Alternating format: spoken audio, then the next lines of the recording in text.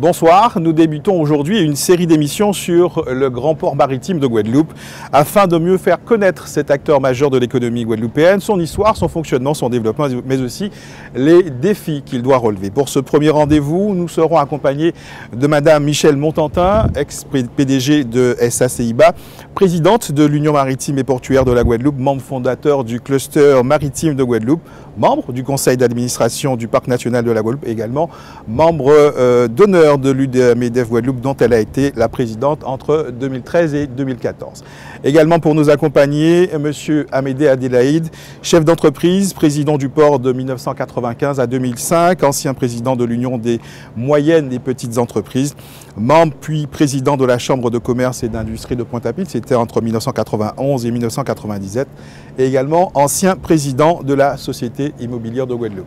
Également avec nous, bien évidemment, M. Yves Salin, président du directoire du Grand Port Maritime de Guadeloupe depuis 2014. On commence par vous, M. Salin. Guadeloupe Port Caraïbes a été primé le 8 novembre dernier au concours de l'Union des ports européens sur le thème de l'implication des ports dans l'art et dans la culture.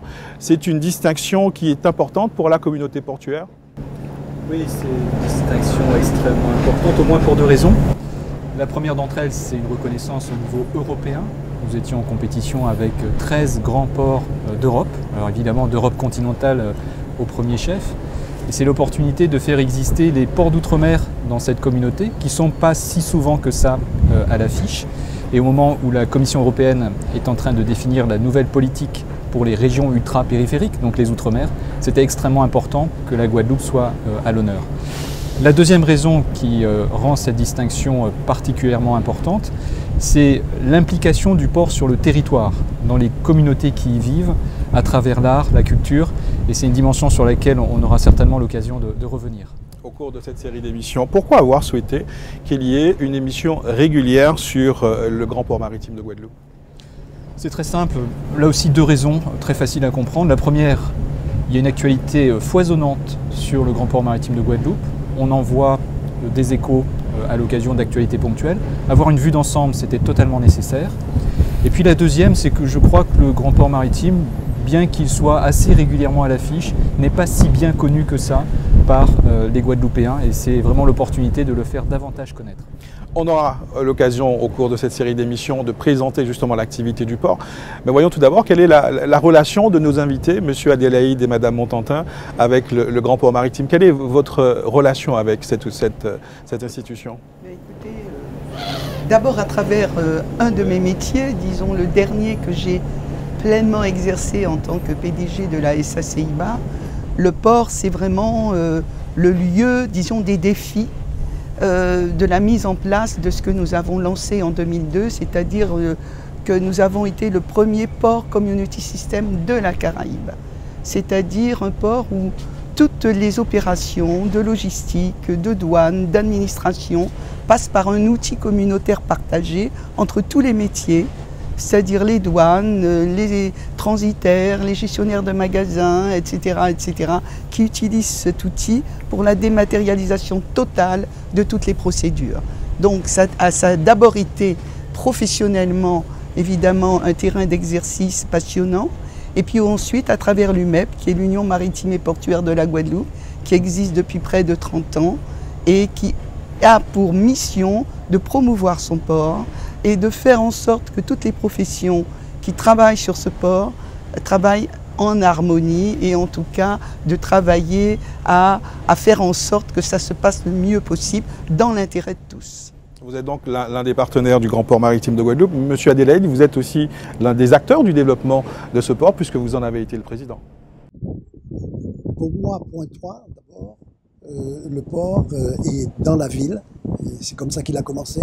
Et donc, tous les Pointois ont une relation particulière, historique, si j'ose dire, avec le port de la Guadeloupe. En tant que Guadeloupéens aussi, puisque, comme vous le savez, nous sommes une île et même un archipel. Et donc, le port est un moyen de communication, que ce soit de passagers, que ce soit de marchandises. C'est un acteur incontournable de la vie de la Guadeloupe. En Décembre 2015, le port Guadeloupe, port le Caraïbe, fêtait ses 40 ans et a offert aux Guadeloupéens un grand show nautique. C'était sur le plan d'eau de la Darse, à Pointe-à-Pitre. Pour l'occasion, un film retraçant l'histoire du port a également été projeté au cours de ces festivités. Je vous propose de voir ou de revoir ce film, une plongée à travers l'histoire des ports de Folens, de Basse-Terre, de Jarry et de Pointe-à-Pitre, à la rencontre de certains acteurs de cette épopée. Nous célébrons cette année les 40 ans du port de la Guadeloupe. Mais notre histoire maritime et portuaire remonte bien avant, au début du XVIe siècle, avec l'arrivée des premiers bâtiments transatlantiques en Basse-Terre, jusqu'au port du petit cul-de-sac marin dans le bourg du Morne renfermé, bien à l'abri de la houle et des alizés, ce qui faisait déclarer à l'amiral Boué de la Paire: la sécurité de ce port est si grande que l'on peut éteindre les feux des navires, ce qui les rend plus habitables et économise le charbon. Au fil des siècles, nos différents ports se sont adaptés aux besoins des populations et à l'évolution du commerce maritime, ont subi des mutations. Une épopée riche et passionnante que je vous invite sans plus tarder à découvrir.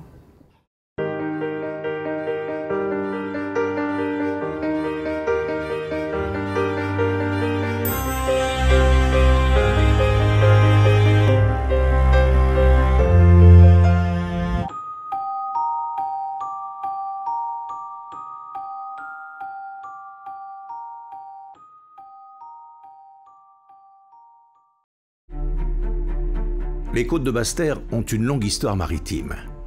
Dès le XVe siècle, elles sont une escale privilégiée pour les navires espagnols qui entreprennent la traversée transatlantique vers les Indes. À l'arrivée des premiers colons, en 1635, naît le port de Basse-Terre. Ils arrivent d'abord sur un mauvais site, celui de Pointe-Alegre, qu'ils vont d'ailleurs déserter assez rapidement pour se repositionner vers le sud de l'île de Guadeloupe. À ce moment-là, va naître la ville de Basse-Terre, mais le port ne ressemble en rien à ce qu'on connaît de façon actuelle. Ce n'est pas un port organisé sous forme de quai, c'est un port organisé à partir des cales. Les bateaux vont rester au mouillage au loin, des petits bateaux vont faire l'aller-retour. C'est dans la seconde moitié du XVIIIe siècle que le port prend sa véritable dimension, notamment à l'époque des corsaires qui ont lutté contre les Anglais et les Américains de 1794 à 1810 aux côtés de Victor Hugues. En armant des bâtiments corsaires, certains commerçants de Basse-Terre font fortune. Pourtant, durant cette période, le port de Basse-Terre n'évolue pas vraiment. C'est alors que les premières plantations sucrières apparaissent en Grande Terre. La création d'un port plus proche et mieux abrité que celui de Basse-Terre devient nécessaire. C'est ainsi que naît le port du Petit Cul-de-Sac marin en 1730.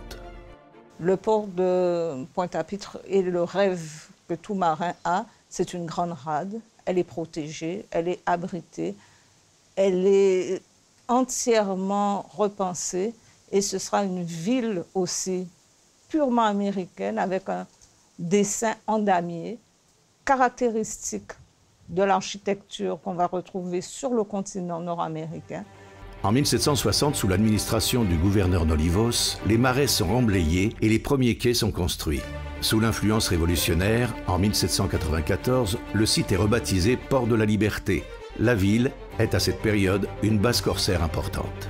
En 1903, la compagnie transatlantique fait construire un appontement en bois. Jusqu'au cyclone 28, le port de Pointe-à-Pitre est un comptoir commercial. Après le cyclone, des travaux sont entrepris pour apporter une autre dimension au port de Pointe-à-Pitre. Le port redémarre, a des activités, c'est déjà à cette époque-là un petit hub de transbordement. Arrive la Seconde Guerre mondiale qui met un brusque frein, un coup de frein d'arrêt à ce commerce qui était en plein développement.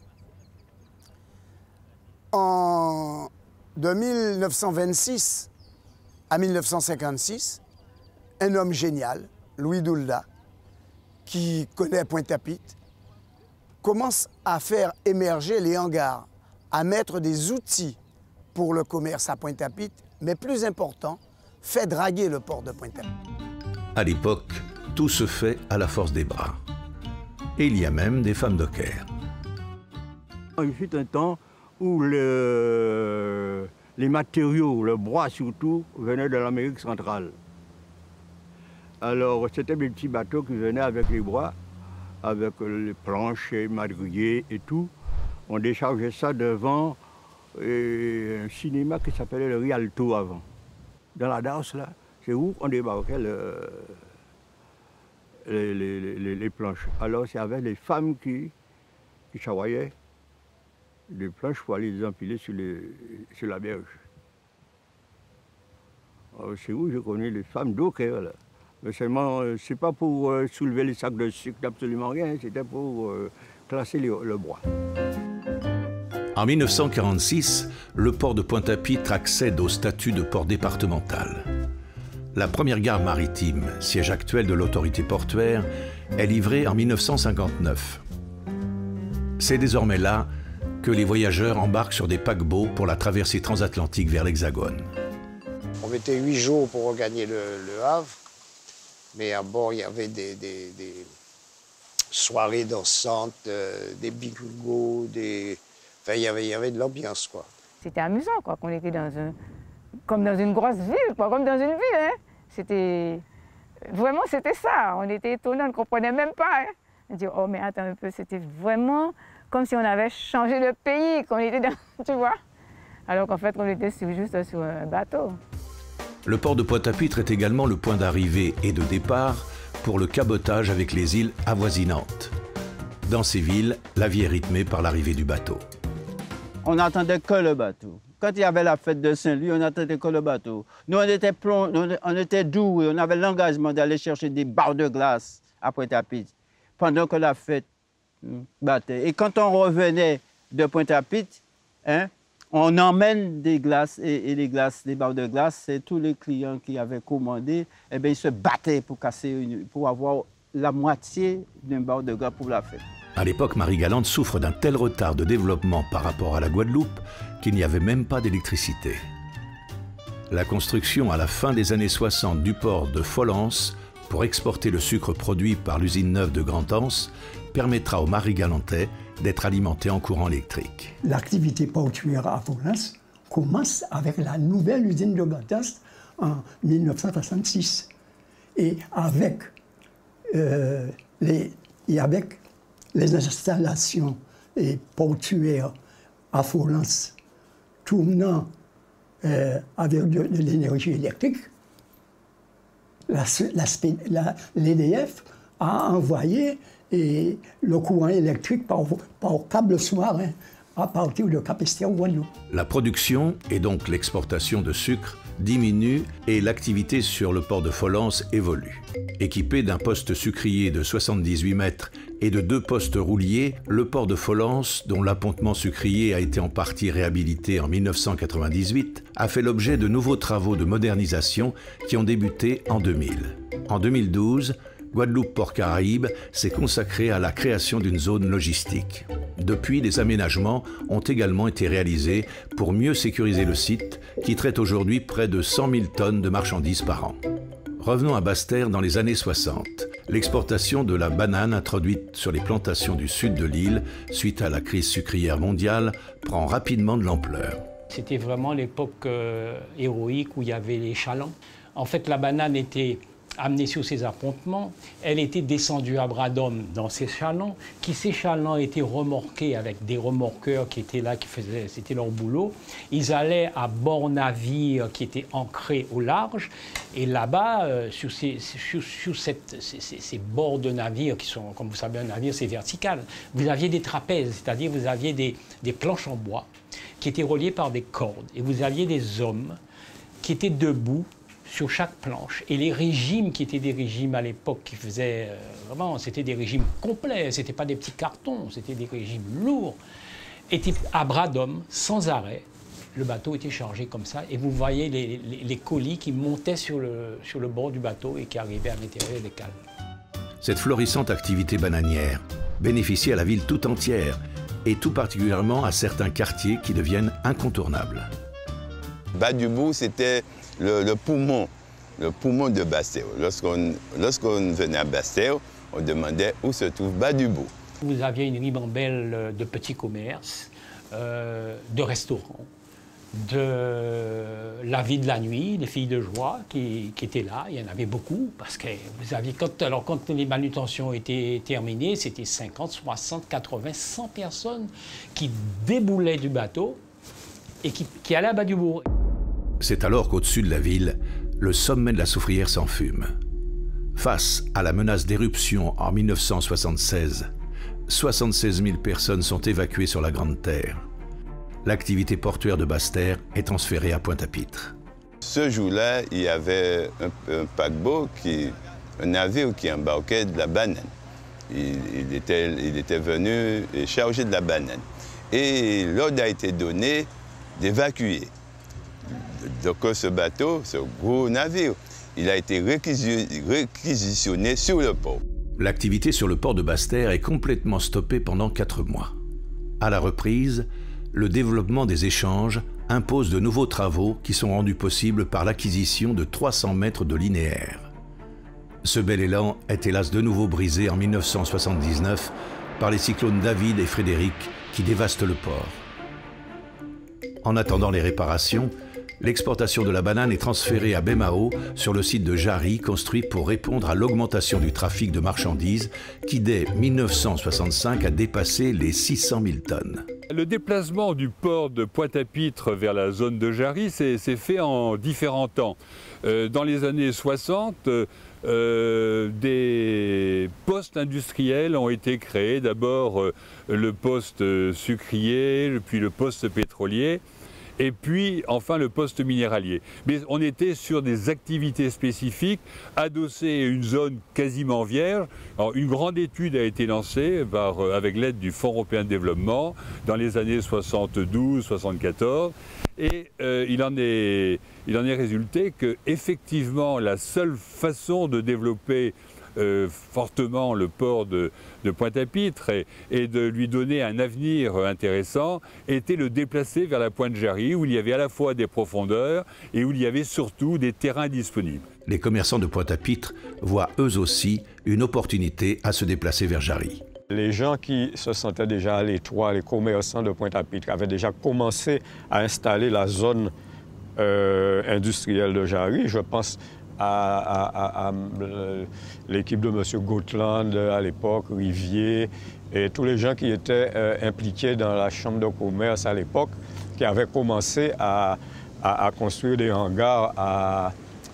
Les premiers, c'était les Gautland, la Palette, je crois, qui sont arrivés à Jarry et qui ont commencé à installer la zone industrielle de Jarry. Alors que naît la zone industrielle de Jarry, sur le port, le terminal à conteneurs est mis en service. Les premiers portiques arrivent en 1980.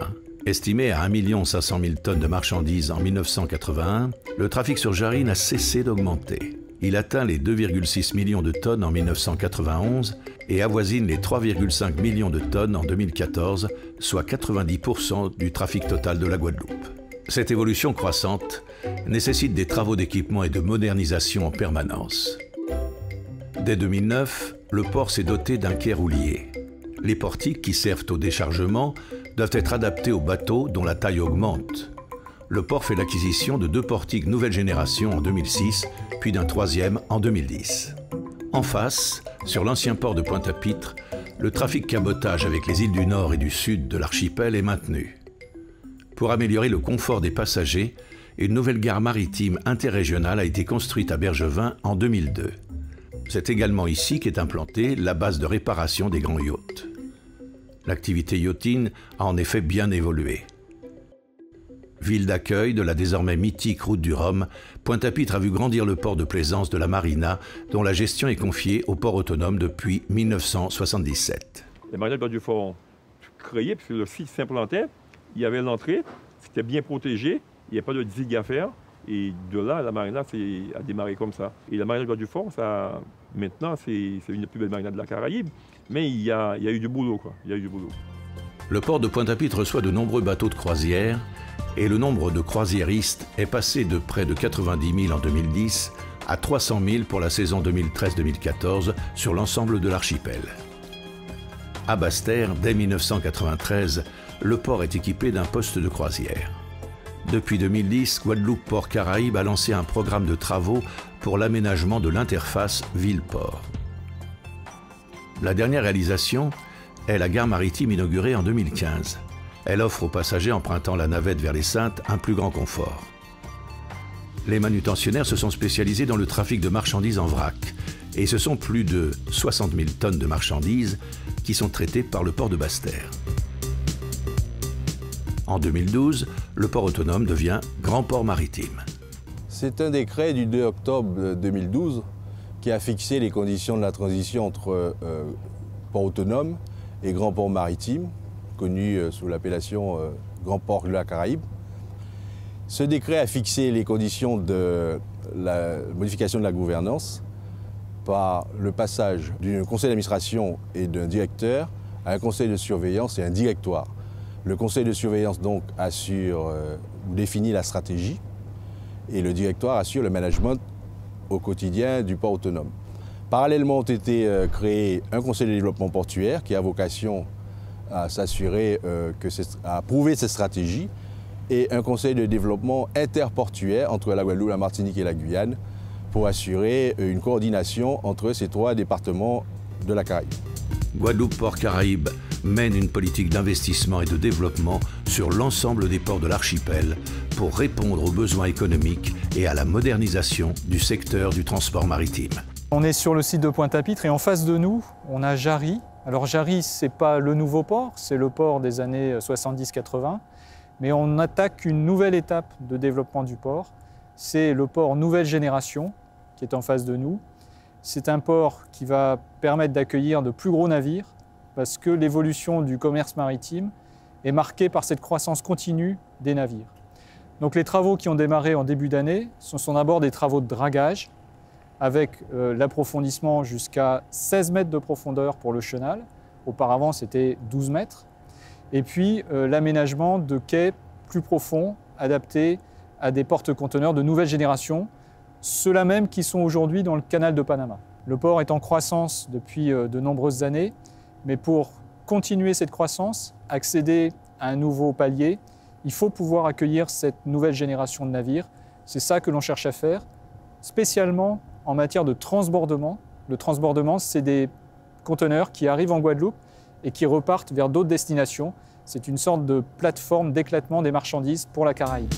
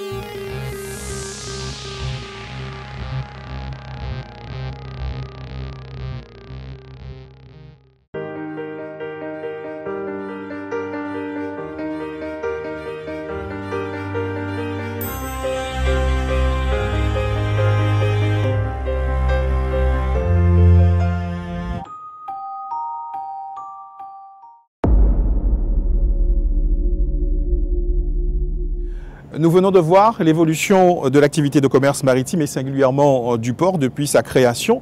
Nous parlerons dans un instant des défis que doit relever Guadeloupe Port Caraïbes. Mais quelle image ont les Guadeloupéens de cette institution? Nous sommes allés poser la question à quelques-uns d'entre vous dans les rues de Pointe-à-Pitre. Reportage. Quand on dit port autonome, je pense là-bas où on débarque croisière, tout ce de trucs. Et on va passer, bon, en fait, si on est au grand port, on est touristes. D'accord. Et nous, on est suffisamment touristes? Bon, en fait, on passe ça. Pour le moment, je pense que c'est bien. Il n'y a pas d'autre solution, c'est bien. Les gens peuvent partir en croisière, retourner, la surface est bien. Pour le moment, pour moi, c'est bon. Évidemment, on a le tourisme en Guadeloupe. Et j'ai entendu dire qu'il y en avait une partie des paquebots qui arrivaient à Basse-Terre. Bon, tant mieux, comme ça, pour la Grande Terre et la Basse-Terre, c'est bien. C'est plus équilibré. C'est plus équilibré, effectivement. Parce que les gens qui arrivent ici, s'ils veulent aller sur la Basse-Terre, ils perdent du temps. Parce que la journée, elle est courte, quand il faut regagner le bateau à 17h. Ben, c'est une bonne chose. C'est une bonne chose. Oui, donc ça fait aussi venir l'économie de la Guadeloupe. Donc faire vivre l'économie de la Guadeloupe en quelque sorte. Eh bien, ce que vous en pensez, dites-nous, quelle image vous avez du grand port maritime? Personnellement, j'y vais rarement. Alors, je ne peux rien vous dire de là-dessus. Économiquement, il y a beaucoup de choses à faire pour économiquement. Ah ouais, parce qu'il n'y a pas de travail, c'est tout ça pour les jeunes et il n'y a pas grand-chose. Et puis après, le reste viendra. Pour les habitants de la Guadeloupe, ça serait un plus, c'est-à-dire qu'il y aura plus de travail. Il y aura un marché qui n'est pas négligeable, puisque il faut faire export et export. Et donc, c'est un débouché pour la Guadeloupe. Je pense qu'un nouveau port, c'est une nouvelle créative d'emploi, tout ça. Donc, je pense que c'est un avantage pour la Guadeloupe. Oui, on entend qu'il y a la grève. Pour les jeunes, ça peut être un débouché, bon, si on s'intéresse vraiment.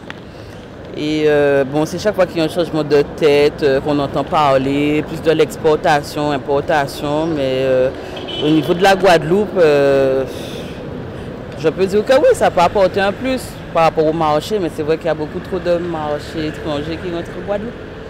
Mais sinon, oui, ça peut rester une voie de débouché pour les jeunes. Le port, dans le port autonome là qu'ils sont en train de faire là, on aurait pu avoir plus de jeunes pour pouvoir, comment la dame vient de dire, une scout diplômée. Non, parce que même sans diplôme, pas forcément. Tu vois, même sans diplôme, sans expérience, pour pouvoir leur donner un travail, pour pouvoir avoir une amélioration en Guadeloupe. Qu'est-ce que tu attendrais, en fait, quel changement toi en tant que jeune tu vois qu'on peut faire pour le port? Eh bien, plus d'animation, plus de pub, voilà, pour attirer toi les gens. C'est pas que les gens qui sont dans le port pour venir, peut-être nous aussi, nous le public, tu vois, pour mieux attirer, pour mieux découvrir qu'est-ce qu'il y a dans le port. On a vu la réaction de ces Pointois, de ces Guadeloupéens sur l'image qu'ils ont du port Guadeloupe Port Caraïbes. Ne pensez-vous pas, M. Salin, que le port souffre d'un déficit d'image? C'est toujours très compliqué, l'image de Guadeloupe Port Caraïbes. Est-ce que c'est une institution? Est-ce que c'est une entreprise? Il y a cette difficulté à stabiliser l'image parce que c'est un peu des deux, finalement.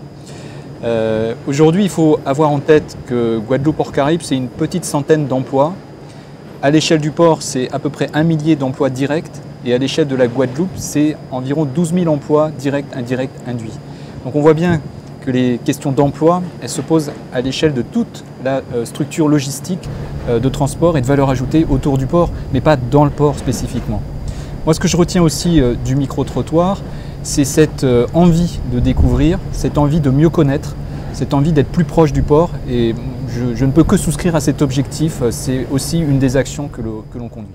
Madame Ententin, qu'est-ce qui a retenu votre attention dans ces réactions que nous avons recueillies? Écoutez, moi j'ai trouvé qu'il y a quand même un très grand progrès dans la manière qu'ont les Guadeloupéens, beaucoup de Guadeloupéennes d'ailleurs, de voir le port. L'aspect économique est vraiment crucial, c'est ce qui apparaît, mais à part une dame qui a dit oui le port c'est les grèves, mais non j'exagère, enfin elle s'est reprise, c'est vrai que depuis quand même quelques années, le port commence à être reconnu comme un outil économique absolument incontournable, ne serait-ce que parce que nous recevons 95% de ce que nous consommons. Évidemment, nous essayons de faire mieux, tout le monde essaie de faire mieux, mais c'est la réalité. Et tout le monde est bien conscient que derrière le port lui-même, comme vient de dire M. Salin, il y a tout, évidemment, ce que ça induit de développement économique au niveau du tourisme, au niveau des transports terrestres, etc. etc. Et il n'est que de voir, lorsqu'il y a l'accueil d'un paquebot comme celui qui est derrière nous, eh bien, tout ce qui rentre sur le port et tout ce qui sort sur le port de personnes qui vont aller découvrir la Guadeloupe. Donc c'est extrêmement important et je suis vraiment agréablement surprise par les réactions des personnes qui ont été interrogées. Finalement, le port, M. Adélaïde, a une image plutôt positive. Moi, ce que je retiens, c'est que d'abord, tout le monde sait ce qu'est le port de Guadeloupe. Personne ne vous a dit, le port, qu'est-ce que c'est? La deuxième remarque, c'est que par rapport à il y a une quinzaine d'années, l'image du port a quand même considérablement changé. Il y a 15 ans, on ne parlait que des grèves à répétition sur le port. Aujourd'hui, on parle du port en termes plutôt positifs. Et la troisième chose, c'est qu'il y a une attente de la part des Guadeloupéens sur l'action du port en termes de développement économique et évidemment d'emploi, puisque c'est la question numéro 1 ici en Guadeloupe. Or, comme il a été rappelé par le président du directoire, le port ne crée pas que les emplois directement en interne. La communauté portuaire, alors je ne sais pas si c'est toujours d'actualité, mais à l'époque c'était de 1500 personnes à peu près.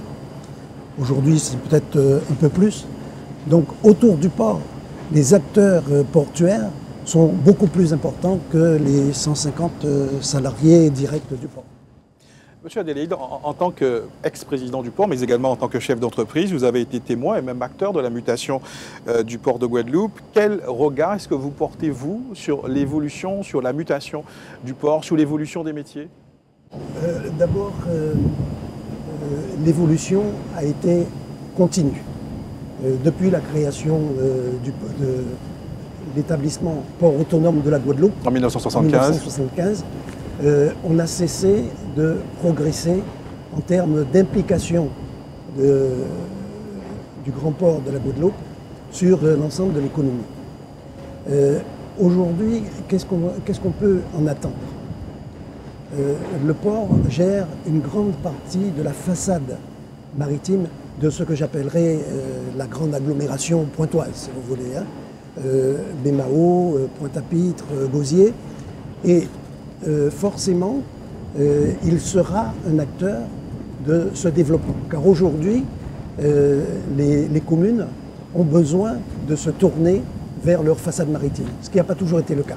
Alors, ça a été le cas un peu pour le Gosier en termes de développement touristique hôtelier, mais ça a été quand même limité. On voit aujourd'hui que les pouvoirs publics prennent la chose autrement et veulent utiliser leur façade maritime pour développer leur activité.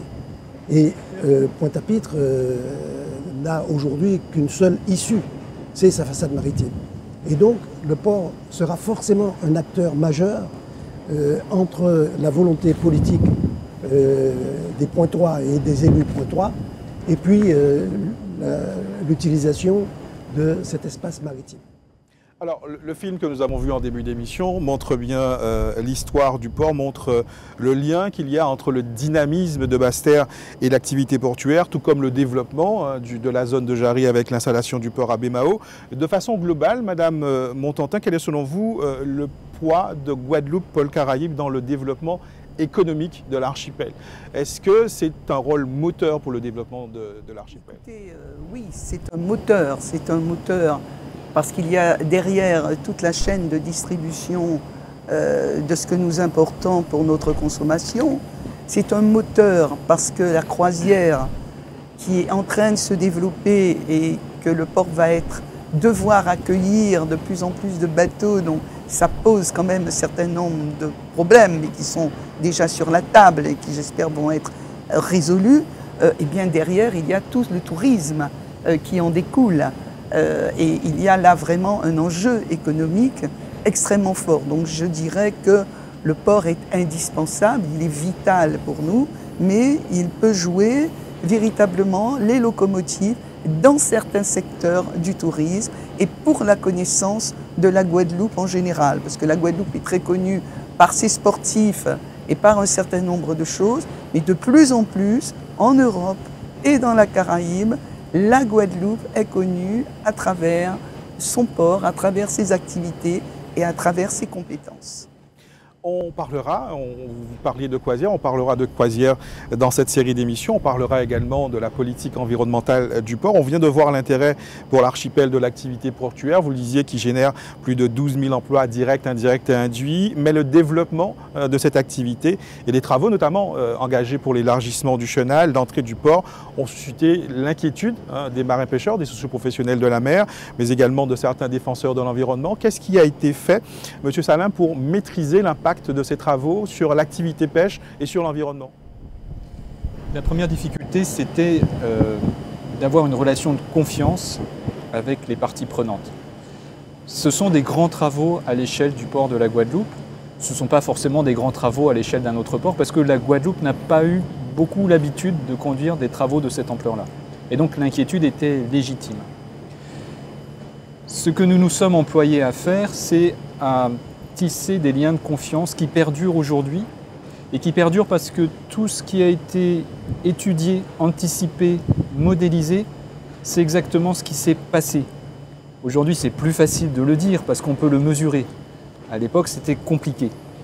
Et donc à l'époque, pour que cette confiance s'instaure et soit solide, écoutez, il a fallu que le port aille plus loin que ce qu'il avait fait jusqu'à présent, c'est-à-dire qu'il tienne aussi son rôle, qu'il assume ses responsabilités en matière d'accompagnement des filières économiques qui vivent autour du port, disons, dans la sphère de l'économie maritime. Et c'est ce que nous avons fait avec les marins-pêcheurs. Nous leur avons proposé de les aider par des moyens d'ingénierie, par des moyens financiers aussi, à débloquer des sujets qui étaient extrêmement importants pour eux.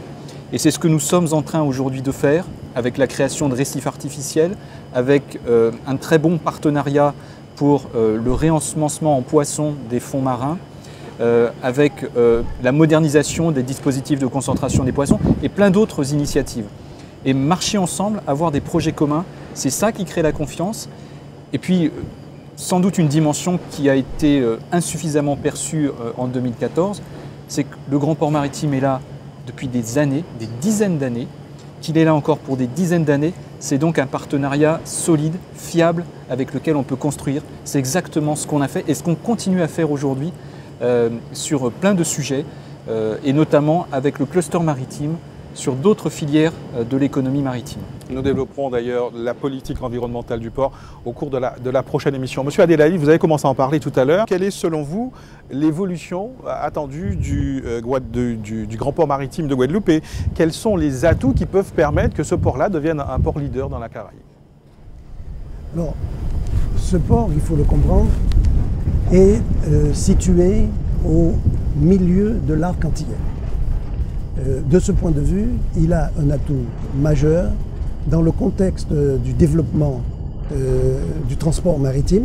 On sait qu'aujourd'hui les bateaux sont de plus en plus gros, importants. Je rappelle que le Panama a créé un deuxième canal spécialement pour le passage de ces gros navires.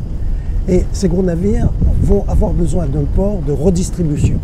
Donc ceux qui seront prêts à recevoir ces gros navires auront un développement économique de ce fait-là, puisqu'ils pourront être ports de redistribution. Le projet de grand port maritime pour la Guadeloupe est de ce point de vue important. Alors, ce sont des projets qui sont longs à mettre en œuvre. En général, quand on se met en œuvre sur une réflexion, il faut 10, 15, voire 20 ans pour leur réalisation. Aujourd'hui, nous avons cette chance d'avoir ce projet enfin achevé, car je vous passe sur les circonvolutions de réflexion. On est parti d'un grand port qui devait avoir lieu du côté de Port-Louis. Pour des raisons écologiques, ça a été freiné. Aujourd'hui, on est sur un projet qui a été adopté à peu près par tout le monde. Il faut donc que les Guadeloupéens comprennent que c'est la chance pour la Guadeloupe d'avoir un développement économique qui lui permette précisément de répondre à l'attente des Guadeloupéens en termes notamment d'emploi. Madame Montantin, vous avez été PDG de SACIBA, qui est à l'initiative de Clovis, de BK également, la bourse électronique du cabotage caribéen. Ces solutions qui sont développées ici en Guadeloupe constituent-elles des atouts qui peuvent permettre au port de se positionner en leader face aux autres ports de la Caraïbe? Alors, le grand port maritime de la Guadeloupe est déjà un exemple pour les ports caribéens, car le port est membre de la Caribbean Shipping Association, comme l'UMEP d'ailleurs, qui en est membre de plein droit. Et les résultats du port, il y a chaque année un concours et où l'on doit évidemment prouver, montrer ce qu'on a fait. Et le grand port maritime de Guadeloupe, pour 8 années de suite, a reçu des prix qui l'ont véritablement qualifié parce qu'il est un exemple. Il est un exemple au niveau de ses possibilités d'accueil, il est un exemple au niveau de la manière dont il traite les questions de protection de l'environnement, qui sont de véritables défis, mais pour la Guadeloupe tout entière. Comment se développer tout en protégeant cette biodiversité? Ce n'est pas que la problématique du port, c'est une problématique générale. Maintenant, M. Adélaïde a effectivement parlé du canal de Panama. Au départ, lorsqu'il y a eu ce projet de creusement du chenal, il y a eu véritablement une levée de boucliers parce qu'il y a eu certaines personnes qui ont lancé des images, nous allions être inondés de conteneurs. Non, la problématique était la suivante. Si le grand port maritime de la Guadeloupe n'avait pas été capable d'acquérir une profondeur plus importante pour les navires, pour le tirant d'eau des navires, eh bien, les compagnies maritimes, et particulièrement la CMA-CGM, seraient arrivées en Martinique, qui est un port en eau profonde naturellement, et ensuite les marchandises seraient arrivées chez nous, disons, et c'est évidemment beaucoup plus cher, et nous serions revenus dans une relation à la Martinique telle qu'elle existait au XVIIIe siècle, où nous produisions par exemple du café qui partait pour la Martinique et de la Martinique qui arrivait au port de Bordeaux.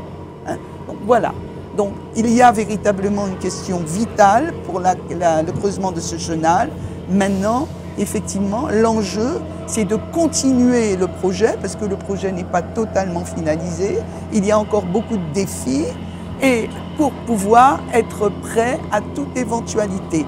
On a vu avec Irma et Maria comment du jour au lendemain, beaucoup de choses peuvent être bouleversées, et il y a aussi pas mal d'opportunités qui peuvent être saisies par le grand port si ces infrastructures lui permettent bien, de faire une offre d'accueil et une offre de service. Quelle est justement votre stratégie, M. Salin, pour le développement du transbordement depuis le terminal de Jarry? D'abord pour dire que le transbordement, ce n'est pas une finalité en soi, c'est un levier. Je crois que Michel Montantin l'a très bien dit. Le sujet, ce n'est pas d'accueillir des millions de conteneurs. Le sujet, c'est de tenir un rôle principal, un rôle majeur dans notre région caribéenne et vis-à-vis de l'Europe. Donc le transbordement, c'est un levier qu'on utilise, mais le nerf de la guerre, c'est les infrastructures, c'est d'être un port extrêmement moderne, avec des tirants d'eau adaptés au marché des navires d'aujourd'hui. Et depuis 40 ans, la taille des navires ne fait qu'augmenter. Mais c'est aussi tout ce qui va avec, c'est un écosystème économique, je ne vais pas dire industriel parce que ce n'est pas tout à fait l'échelle de la Guadeloupe, mais économique. Et quand la Guadeloupe se déplace à la Caribbean Shipping Association, ce n'est pas le port qui se déplace, c'est la communauté portuaire, et je dirais même c'est le monde économique de la Guadeloupe qui montre ce qu'il est capable de faire, qui dit aussi dans quelle direction il évolue. Et je crois que ce rôle moteur, ce rôle d'impulseur d'orientation, il est fondamental. Je prendrai juste un exemple. Michel Montantin a parlé de la biodiversité. C'est un sujet qui écrase tous les autres sujets aujourd'hui en Europe continentale, qui en est à ses tout débuts dans la Caraïbe. À nous de montrer la voie. C'est une menace qu'on peut convertir en opportunité. C'est exactement ce que l'on fait depuis plusieurs années ici en Guadeloupe, dans le port et avec la communauté portuaire. Et c'est ce rôle moteur, ce rôle d'orientation des tendances et pour tout dire des schémas économiques de la Caraïbe qu'il faut qu'on assume pleinement. Pour clore cette émission, on va clore avec vous, M. Salin. Que sera le grand port de Guadeloupe dans quelques années? Laissez-moi rêver.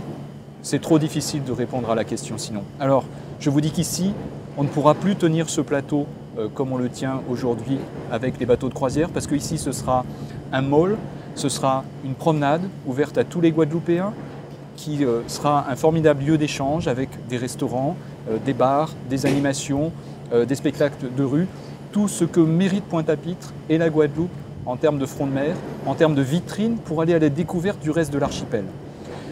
Ce sera aussi un terminal à conteneurs et à marchandises extrêmement moderne, qui aura fait sa mue en termes d'énergie. On ne pourra plus continuer à importer du charbon, du pétrole. On sera passé à autre chose et ça se passera en face toujours, parce que c'est là que sont les infrastructures. Ce sera aussi un port archipel avec Folens à Marie-Galante, avec Basse-Terre, avec une capacité à proposer des offres calibrées selon les différents marchés, plus qu'aujourd'hui. Et puis ce sera un port de la nouvelle économie, avec dans les pas des signes précurseurs qui ont été donnés en 2002 par CEIBA en Guadeloupe, une numérisation au-delà des échanges, une numérisation de toute cette économie. On vient de décerner des prix dans le cadre d'un hackathon, un concours de développement d'applications numériques, où on voit que le potentiel est formidable, y compris sur la croisière, où on en est juste à installer un réseau Wi-Fi pour l'instant pour la croisière. Demain, on aura une capacité à proposer des offres touristiques en réalité augmentée, en exaucant plus facilement les souhaits de visite et de consommation, parce que le rôle économique reste là. Il s'agit de fixer de la valeur économique en Guadeloupe avec le port. On pourra le faire de façon beaucoup plus performante demain qu'aujourd'hui. Et dans un environnement, moi j'y crois complètement, qui sera de meilleure qualité en termes de biodiversité que ce qu'on a aujourd'hui. On est aujourd'hui lancé avec l'université, avec un certain nombre de start-up en Guadeloupe, sur des procédés de reconquête de la biodiversité. Moi, je suis convaincu que dans 10 ans, dans 15 ans, on sera à l'échelle, à grande échelle, en train d'implanter ces solutions pour consolider et reconstruire les récifs et aider aussi à avoir des stocks de poissons complètement différents que ceux qu'on connaît aujourd'hui. Voilà un panorama, vous l'avez vu, extrêmement large, mais qui symbolise assez bien la vocation du port, qui est sans doute dans son cœur de métier une vocation logistique, mais qui a surtout vocation à accompagner de nombreux développements nécessaires de la Guadeloupe, de tout l'archipel. Merci beaucoup, Monsieur Yves Salin. Je rappelle que vous êtes président du directoire de Guadeloupe Port Caraïbes. Merci également à Monsieur Adélaïde, entre autres, ancien président du port. Merci, Madame Montantin, ex-PDG de CEIBA. Merci à vous trois d'avoir contribué à la première de cette émission. C'est juste le premier épisode de l'épopée du Grand Port Maritime de Guadeloupe. La prochaine émission sera consacrée à la politique environnementale du port et donc nous pourrons développer plus largement ce dont nous avons parlé pour cette première. Je vous remercie de nous avoir regardés. On se retrouve dans un mois.